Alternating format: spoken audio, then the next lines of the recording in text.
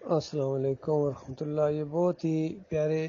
واقعات، سبق آموز واقعات ہماری اسلامی تاریخ کے بھائیوں نے شیئر کیے ہیں۔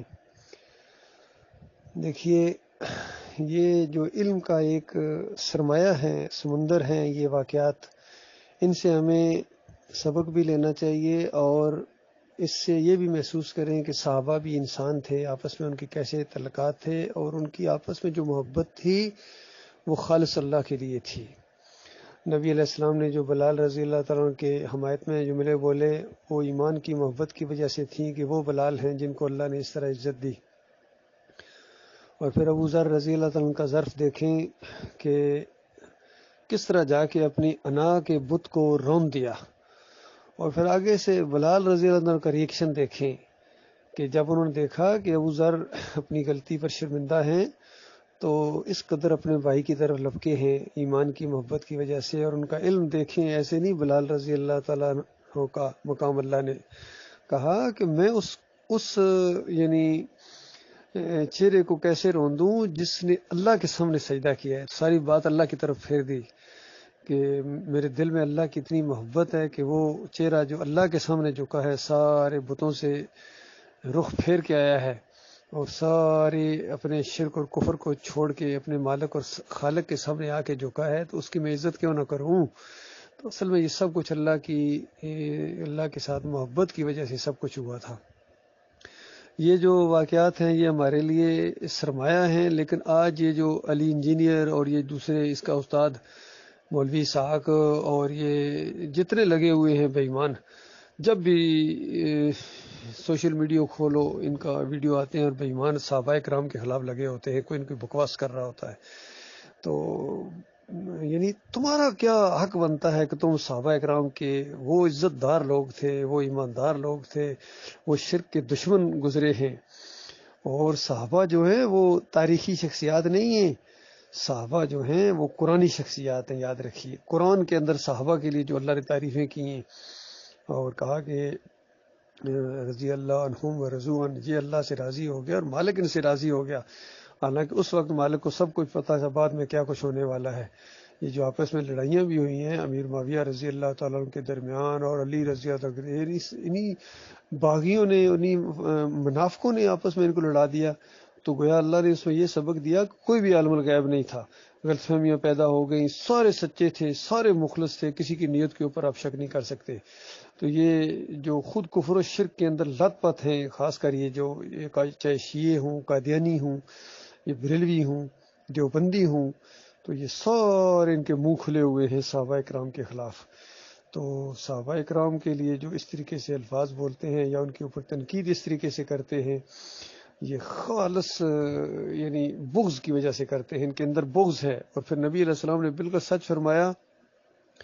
کہ میرے صحابہ کے لیے جو بغض رکھے گا اصل میں اس کو میرے خلاف بغض ہے، تب میرے صحابہ کے خلاف تنقید کرتا ہے۔ یعنی جو میرے ساتھی، میرے ایماندار ساتھی اس راستے میں آگے بڑھے ہیں، یہ میرے بغض کی وجہ سے اس کے دماغ میں بغض ہے صحابہ کے لیے،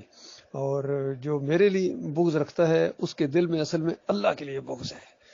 تو ان سب کے اندر جتنے یہ فرقے ہوں، مسلک ہوں،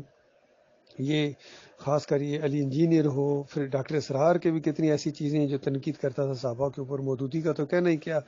اس نے تو بہت ہی زیادہ طلحہ رضی اللہ تعالیٰ عنہ، زبیر اور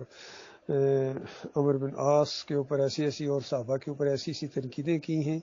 کہ خلافت و ملوکیت کے اندر تو پورا اس نے زہر اگل دیا۔ اور آج یہ شیعہ اپنی سلیبس کے اندر اس کو ایران میں لگایا ہوا ہے تاکہ نوجوان نسل کو بتایا جائے کہ دیکھو یہ تھے صحابہ۔ تو یہ بہت بڑا ظلم ہوا ہے، بہت بڑی زیادتی ہوئی ہے۔ ان فریبکاروں نے کس طریقے سے معاویہ رضی اللہ تعالیٰ عنہ کے بیٹے، جن کے لیے جنت کی بشارت دی گئی، دونوں باپ بیٹے کے لیے بخاری رحمۃ اللہ علیہ لائے ہیں کہ باپ بیٹے دونوں کے لیے جنت کی بشارت ہے ایک ہی یعنی روایت کے اندر، لیکن یہ اس طرح بغض کے ساتھ ان کا نام لیتے ہیں اور ہر وقت انہیں کو ڈسکس کرتے رہتے ہیں۔ بے ایمانو، تم نے کیا کیا ہے؟ تم ان کا کیا مقابلہ کرو گے؟ تمہارے جیسے پوری دنیا علی انجینئر سے بڑھ جائے، مولوی اسحاق سے بڑھ جائے، اور ان شیعوں سے، خمینی سے بڑھ جائے پوری دنیا، تو امیر معاویہ رضی اللہ تعالیٰ عنہ کی جوتی کے اندر جو خاک لگی ہے، جو انہوں نے گھوڑے دوڑائے ہیں صحابہ کرام کے ساتھ مل کے اللہ کی دین کی حمایت کے لیے، یہ اس کا مقابلہ نہیں کر سکتے ہیں۔ تو یہ معاملہ اللہ کے بندوں صحابہ کے لیے بہت ہی دل میں عزت ہونا چاہیے، بہت ہی، اور یہ ایمان کی وجہ سے، جس کے اندر ایمان ہوگا اس کے دل کے اندر عزت ہوگی۔ باقی ان کے جو آپس میں اختلاف ہوئے وہ جانے اور ان کا کام جانے، سب مخلص ہیں، اللہ تعالیٰ بہترین فیصلہ کرنے والا ہے، مالک قدردان رب ہے، تو معاف کرنے والا ہے۔ جو دل کے اندر کچھ رہ بھی گیا اس کو بھی ختم کر کے مالک سب کو جنت کے اندر داخل کرے گا۔ یہ جنتی لوگ ہیں انشاءاللہ، یہاں یہ سارے صحابہ کرام، عشرہ مبشرہ ہوں، ابو بکر صدیق کا خاندان ہو، عمر بن خطاب ہوں، عثمان رضی اللہ تعالیٰ عنہ، اس کے بعد علی رضی اللہ تعالیٰ عنہ، اس کے بعد معاویہ رضی اللہ تعالیٰ عنہ کا خاندان اور ان کی بہن، اور یہ سارے وہاں جنتوں کے اندر مزے کر رہے ہوں گے، اور یہ بے ایمان آپس میں لڑ لڑ کے ایک دوسرے کے اوپر لانتیں کر کر کے، صحابہ کرام کے اوپر تنقید کر کے یہ اپنے گناہ سمیٹ رہے ہیں۔ اور انصاف ایسا ہوگا کہ جس نے بھی جس کے خلاف کوئی بات کی ہے، یا تو وہاں نیکیاں دینی پڑیں گی یا وہاں سے گناہ لینے پڑیں گے، تو سارے گناہ انہی کی طرف آئیں گے، علی انجینئر جیسے رافضیوں کی طرف، اور ان کی اگر کوئی نیکیاں ہیں بھی تو ان کی ادھر ٹرانسفر کر دی جائیں گی۔ تو کس قدر یہ بدبخت لوگ ہیں۔ ہم ایمان کی بات کرتے ہیں اور ایمان کی دعوت کو ہم لے کر اٹھے ہیں، لہذا ہمارا ان مسلکوں سے کوئی تعلق نہیں، نہ بریلویوں سے، نہ دیوبندیوں سے، نہ اہل حدیثوں سے، نہ سلفیوں سے، اور نہ صوفیوں سے۔ صوفی سارے بے ایمان تقریباً شیعہ گزرے ہیں، جو کچھ بھی ان کی تعلیمات ہیں شیعت اس کے اندر اور بیان کرتے رہے ہیں۔ معاویہ رضی اللہ تعالیٰ عنہ کے خلاف، ان کے بیٹے کے خلاف، ایسے زہر اگلتے رہے کہ ناگ۔ اللہ تعالیٰ ان کی شر سے اپنی پناہ میں رکھے۔